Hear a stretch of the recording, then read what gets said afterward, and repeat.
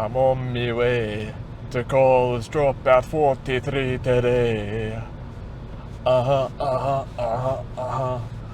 on my way to College Dropout 43 today. Yeah.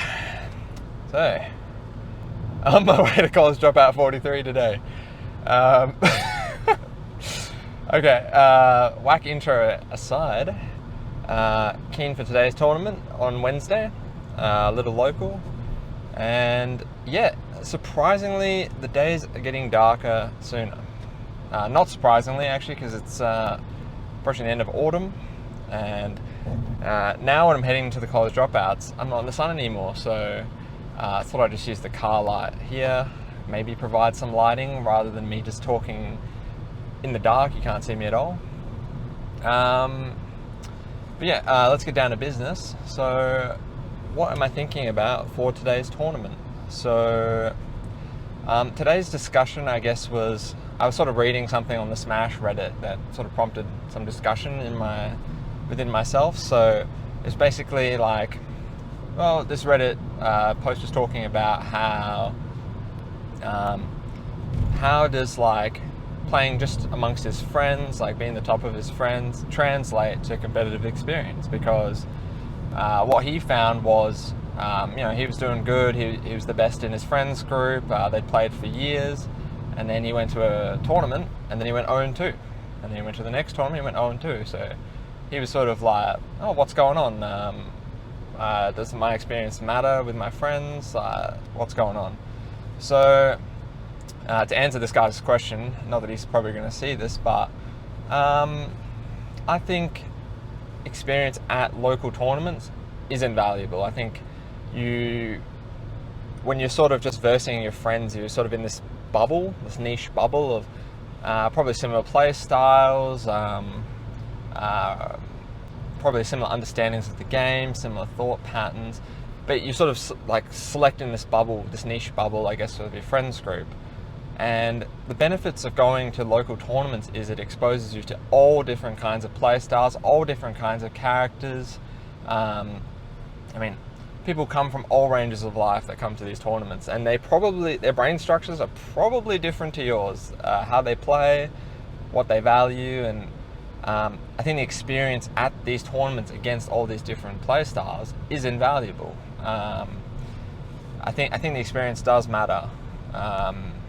Because you expose yourself to a competitive environment, you hone your instincts with your character against different characters, different matchups, and I think in that aspect, the experience matters. I've been going to tournaments for almost 2 years now. It's approaching 2 years in July, and the way I play now is completely different to the way I played back then. When I went, I just played against my friends, and that was it. So let me just change lanes here. So I think it's worthwhile, like investing time, investing experience into your local competitive scene, and growing as a competitor from there. Let's see. Is there anything else I guess I'm thinking about for today's tournament?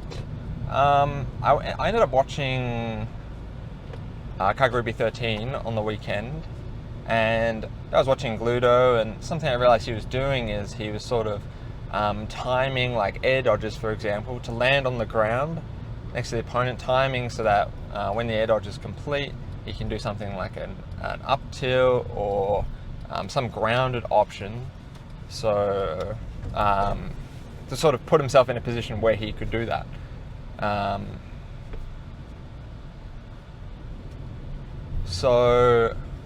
Maybe that's something I guess I think about for my own play today. But it's not the hugest thing, but I guess it's something to think about, like trying to use my grounded options more. And another thing as well, actually, is like really timing my jumps. So like I noticed that a lot of players, they actually sort of run and go back. They run, they go back, and then they time the jump to where they want to be and what time they want to do it. So I think being more comfortable staying on the ground and using my jumps, I was using my jumps for movement, but also just timing them and being comfortable, like not just dashing back and forth, but running. So like dash, run, turn around, then come back. Little things like that, I suppose. But yeah, nothing really else I'm thinking about for today's tournament. Just going to have fun and see how it goes from there. So yeah, catch you after. Okay, so I'm going to review a set from last week because I didn't get a stream game this week. So this is against Axel. He's a new upcoming Pikachu player. Plays pretty good. I vested him in Wi-Fi just before this game. It seemed pretty good. So this is the first time we vested in bracket. It was on stream, winners round 1. And he ends up winning 2-0 against me. But spoilers for game 2, I guess. Let's just check it out. Yeah, what? I thought I got rid of it. Yeah, firstly, I'll just talk about this matchup. So let's just... What the hell? Okay, so in this matchup, when it comes to the burst range of Pikachu, something I've noticed is like when they're on the ground, they just have this little box like this, and then when they're in the air, they can drift pretty far, but not too far, and their range is kind of small. I don't know, maybe something like this around them. I don't know, something like that. Because they're actually kind of a small character, so even for Wario, even though his range isn't that big, I can actually outspace a lot of his moves, or their moves. And yeah, I mean, in general in this matchup, you want to be careful around like this burst range. If they're on the ground, you don't want to get back hit or fed or nair looped or I don't know, something like that. So sort of what I want to do is like play just outside this range, play slow, and then like make good decisions. So like if they come up, do a back air, now just try contest it with something like back air. Would definitely outrange it. I could up air. If they do a full hop, I could up air, up tilt. If they're doing rising areas, I could maybe shield as well, get something out of shield. Up E's frame 6, it will punish most of their aerials out of shield. Other than that, it's just playing slow. Like they're going to T-jolt, just play slow, maybe up B past ledge to skip disadvantage. But overall, they're just sort of playing slow, trying to get setups off stage, quick kills. But yeah, it's just sort of like a war of attrition where like Wario can take heaps of hits from Pikachu. He's struggling to hit for heaps, but Pikachu, other than a few moves, won't kill early on unless they get something off stage, like an off stage gimp. So they're actually trying to sort of kill me off stage. So I play the interactions right, play them slow, don't burn my resources. I can probably make it back. And don't be afraid to just take heaps of chip damage. And then Eric caught yapping. Just knocked over my deodorant can. It's time to watch the game, Josh. Let's do this. Okay. So... Okay, I already noticed a habit I noticed in the games, which is Axel likes to use up B to like skip the ledge. So some long-lasting hitbox like up tilt, F tilt, bike throw will win out because Pikachu's hurt box is actually bigger than the hitbox on that up B move.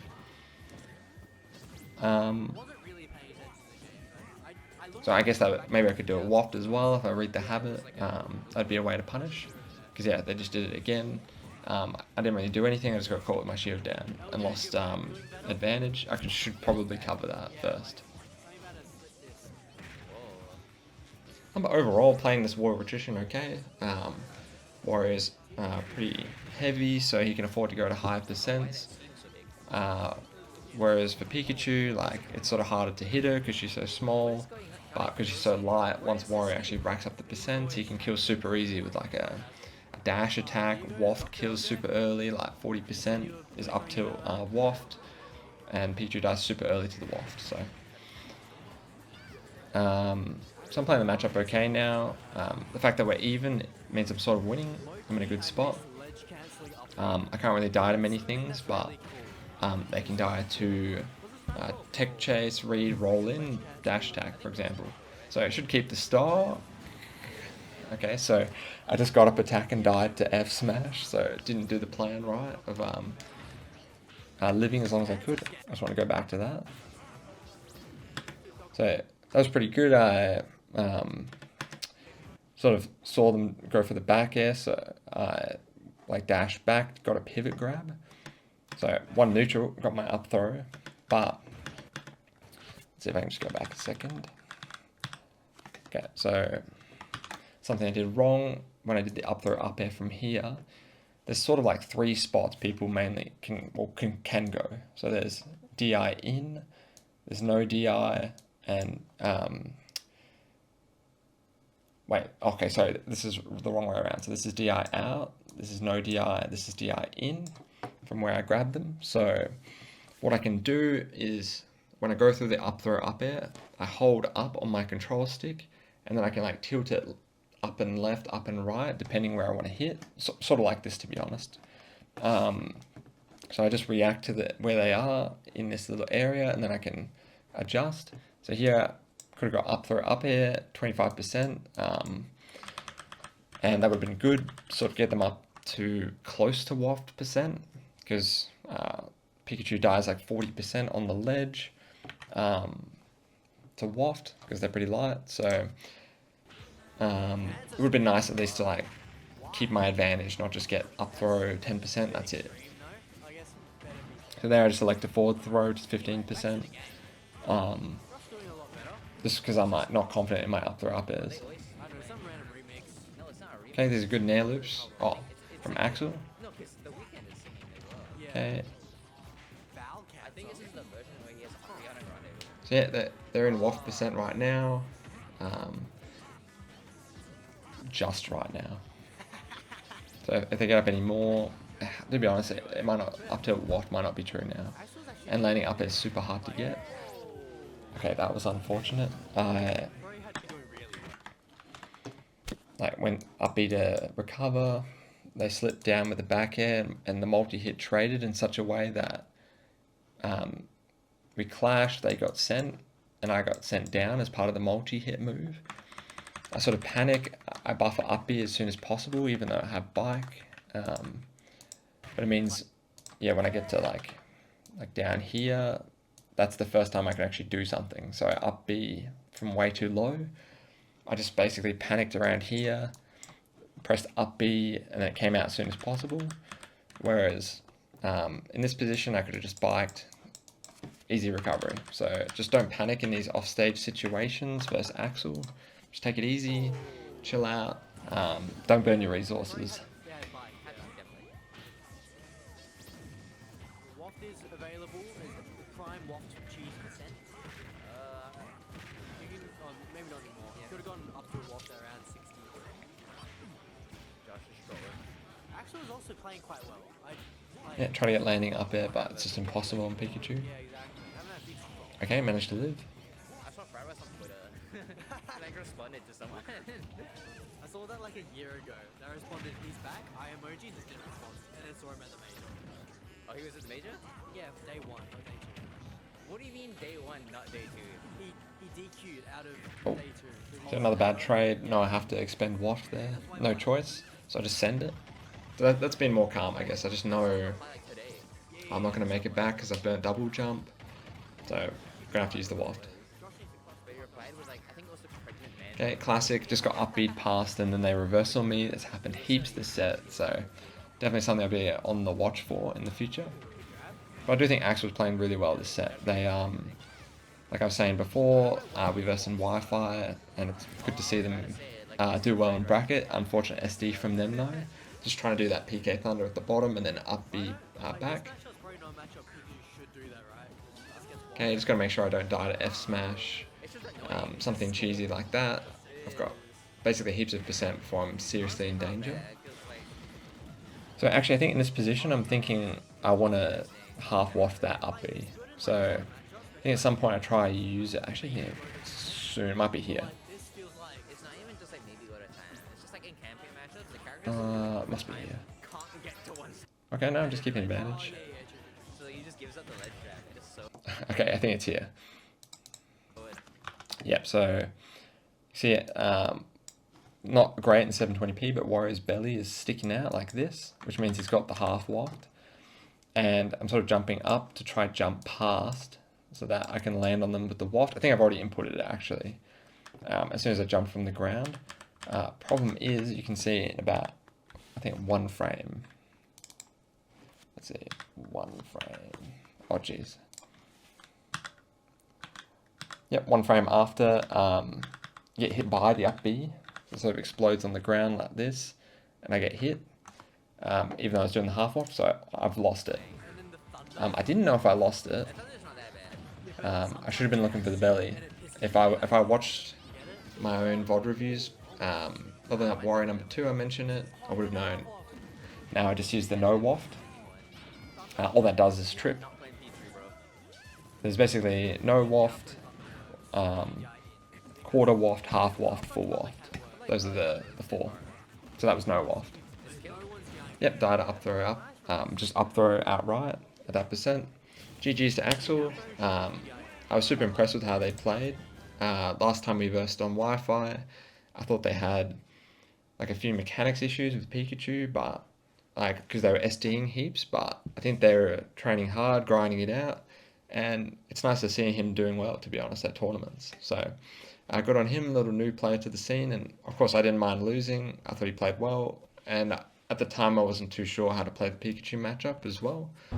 Hello gamers, I'm heading home after the tournament, and yeah, didn't match my seeding today, but it didn't really matter to me. I was pretty happy with the quality of the games themselves. Ended up going 2-2 and I think 13th.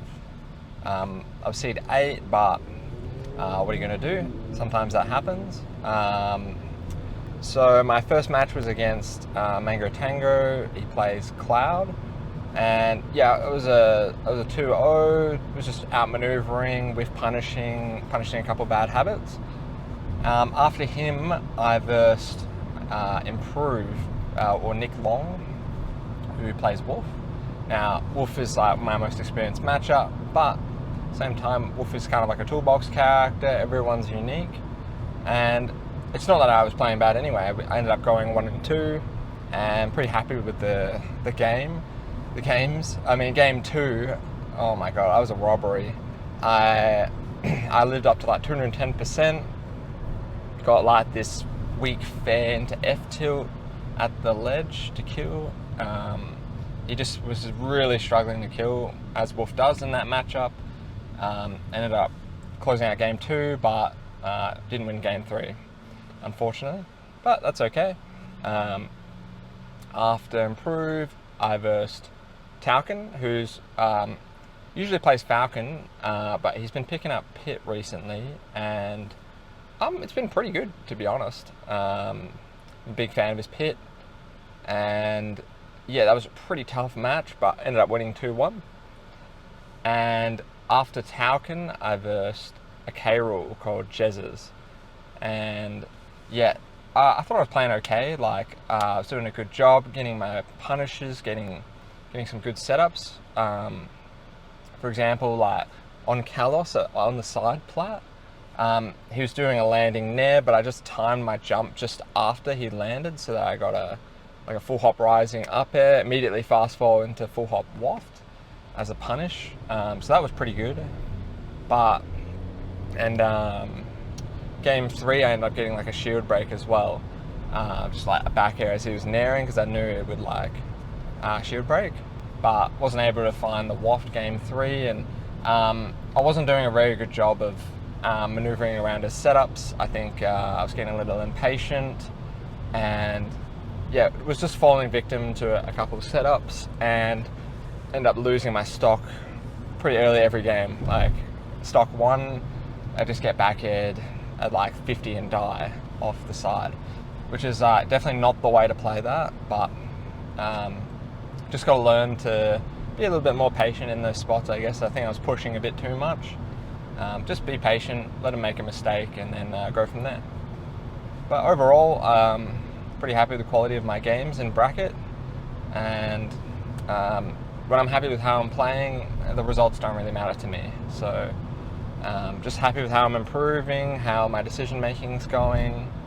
I ended up doing some money match randoms versus Joe McXenoblade or Nathan, and I lost the first randoms 2-3, so I was like, double or nothing, let's do it, and ended up closing out 3-0 on the second one. So equalised, all is good in the world, I guess. So that was fun, and I had some good friendlies as well with Crag and Twister as well. So I feel like I learnt a lot as I was playing today. Doing a good job of just decision making and like picking my spots, timing things so I land on the ground and then get something, for example. Yeah, little things like that. So yeah, not really much more to say, to be honest. Just happy with how I'm playing, happy with the trajectory things are going, and yeah, I think my Wario's doing good. I'm pretty happy with how it's going. Feel like I'm on the right track, and when I'm like that, when I'm on that, like when I'm on the track of like there's ups and downs week to week, but I feel like the trend's going up, I'm really happy and content with the improvement then. So yeah, I feel like I'm edging towards a couple upsets, and it's only a matter of time. So we'll see what happens from here, I guess. So yeah, thanks for watching. I'll catch you next week Friday. See you then.